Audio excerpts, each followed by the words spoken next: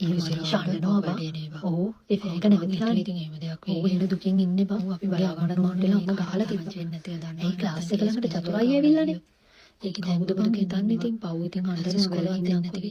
ඕක කාටත් ආරංචි වෙලා තියන්න බා මේ යන්න එපා. හොඳ නෑ නේද කොහොමද කියන්නේ යන්නේ නෑ බා. පව් වැඩි. ළමයි තරුෂිගේ උපන්දිනේ අද. ඉතින් එයාට විශ් කරන්න ඕවා හැමෝම හරිද?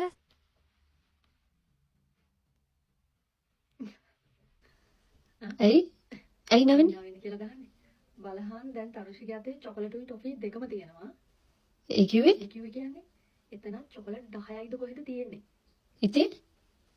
ඉතින් කියන්නේ අද ඒ කියන්නේ තරුෂිගේ බර්ත්ඩේ එකට බර්ත්ඩේ එකට අපිට එයා ටොෆි දෙනවා වෙනකොට එයා තව 10 දෙනෙක්ට ස්පෙෂල් චොකලට් උත් දෙනවා. එයා චොකලට් 10ක් අරගෙන එන්න තියෙනවා. සමහර විට යාගේ හොඳම යාළුවන්ට වෙන්න පුළුවන්. අඩේ මනීෂ ස්ටාෆ් රූම් එකට ගිහින් එන්න. හරි මිස් මං ගිහින් එන්න.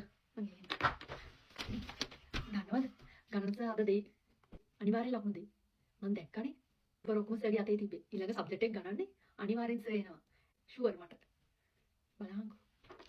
ඔන්න ලකුණු ගෙනලා තියෙන්නේ ධනුෂ්ක 60යි. 60යි. කාශ්‍යප 72යි. 72යි.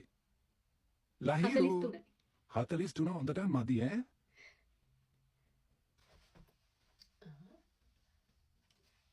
මේ මොකද පීටීස් ඉංග්‍රීසි මිස් කිය අතල්ලා ඉන්නේ. ඉංග්‍රීසි මිස් කිය අතල්ලා ගියද පීටීස්. අඩේ ඇස් දෙකෙන්ම දැක්ක. බොරු